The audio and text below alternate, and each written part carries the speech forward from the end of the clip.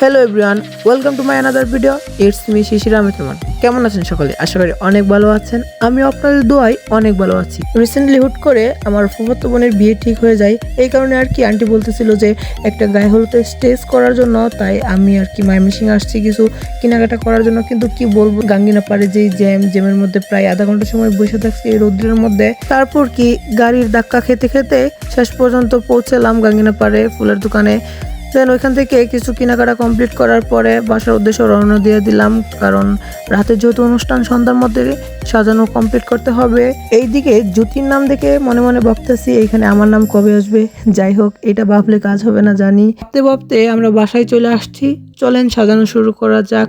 আর হ্যাঁ, যারা ইভেন্টের ডেকোরেশন করতে চান, যে কোনো ইভেন্টের ডেকোরেশন করাতে কিন্তু আপনারা ইভেন্ট ম্যানেজমেন্ট টিমের সাথে যোগাযোগ করতে পারেন। আমি পেজটি মেনশন করে দিব।